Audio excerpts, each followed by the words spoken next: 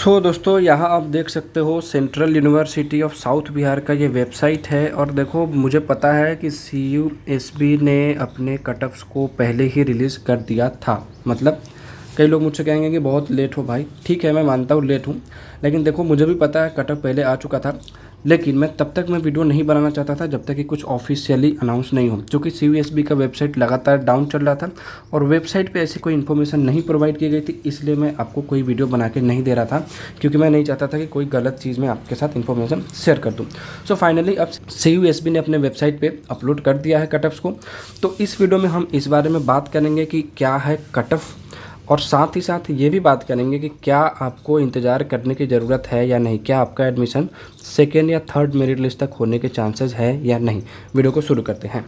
दोस्तों सबसे पहले थोड़ा ये डिस्कस कर लेते हैं कि किस में कितना कट ऑफ गया है। जैसे अगर मैं 5 ईयर इंटीग्रेटेड BALL की बात करूँ तो अनरिजर्व के लिए देख सकते हो आप 750 गया है, OBC के लिए 648.56, ठीक है ना, SC के लिए 474.81, ST के लिए 231.37, EWS के लिए 659.10 गया, ठीक है। इसी तरह से अगर मैं 4 ईयर इंटीग्रेटेड BA BEd की बात करूं तो इसमें अनरिजर्व के लिए 1001.88 चला गया है, OBC के लिए 900.99 है, SC के लिए 600.67, ST के लिए 466.39 है, देन EWS के लिए 890.30 एंड PWD के लिए 458.05 गया है, ठीक है। इसी तरह से अगर मैं 4 ईयर इंटीग्रेटेड BA BSc की बात करूँ तो अनरिजर्व के लिए गया 855.59, OBC के लिए 793.08, SC के लिए 579.19, ST के लिए 339.24 एंड EWS के लिए 753.14, PWD के लिए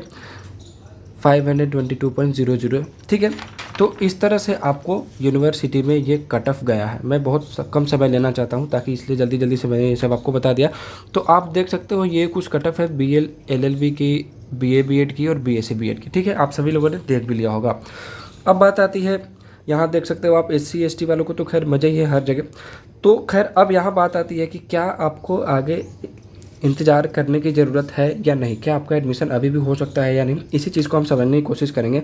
आगे अगर मैं कुछ और इन्फॉर्मेशन देखूँ तो ये देख सकते हो कि the candidates who have secured cut off score as stipulated above for respective categories में apply for admission by depositing the programme fee, ठीक है ना। तो जिन लोगों का भी इतना नंबर आया है या इससे ऊपर आया है, ठीक है ना, कट ऑफ से ऊपर या कट ऑफ के जितना बराबर जो भी नंबर ला चुके हैं वो एडमिशन फ़ी पेमेंट करके अपना एडमिशन सिक्योर कर सकते हैं 6 तारीख से पहले, ठीक है ना, 6 अक्टूबर से पहले, ठीक है।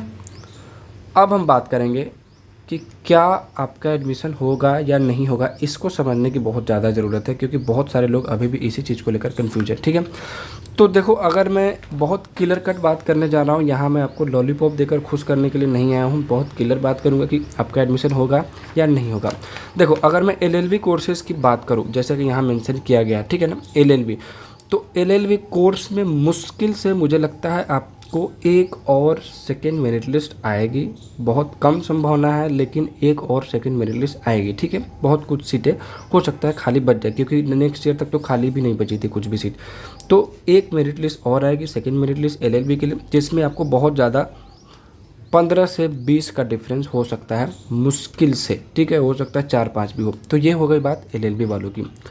अगर मैं BA BEd की बात करूं तो BA BEd में आपको एक और मेरिट लिस्ट आएगी जिसमें आपको हो सकता है 50 तक के डिफरेंस को आप कंसीडर कर सकते हो। मैं ये सारे के सारे डिफरेंस जनरल को लेकर बात कर रहा हूँ, बाकी हर कैटेगरी का थोड़ा बहुत इससे वेरी करेगा, ठीक है।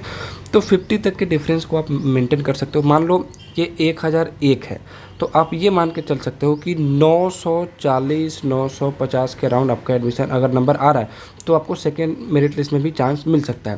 देन एक और मेरिट लिस्ट भी आ सकती है, अगर सीटें खाली रही तो एक और मेरिट लिस्ट आ सकती है। सो ओवरऑल अगर मैं बात करूँ तो BA BEd वाले जितने भी है वो 60 का एक डिफरेंस मान के चल सकते हैं, ठीक है। ये बात हो गई BA BEd की। नाउ अगर मैं बात करूँ अनरिजर्व कैटेगरी किसके लिए, इंटीग्रेटेड BSc BEd के लिए, ठीक है। तो BSc BEd का देखो एक और मेरिट लिस्ट आ सकता है, इसके चांसेज हैं। देन एक और थर्ड मेरिट लिस्ट भी आने के पॉसिबिलिटीज़ हैं। तो इन लोगों को मैं अगर कंसीडर करूँ कि आपको कितना डिफरेंस मार्जिन लेकर कंसीडर करना चाहिए। तो आपको देखो मैं 65 तक का डिफरेंस मैं आपको बता रहा हूँ, अगर आ रहा है आपको, जनरल वालों की मैं बात करूँ, बाकी सभी इसी हिसाब से समझ लेना। तो इस तरह से आप इंतज़ार कर सकते हो, आपके एडमिशन होने के चांसेस अभी भी हैं। तो ये थी दोस्तों वीडियो जिसके बारे में हम लोग ये समझा कि किसको एडमिशन मिलने के चांसेस है और नहीं है, ठीक है।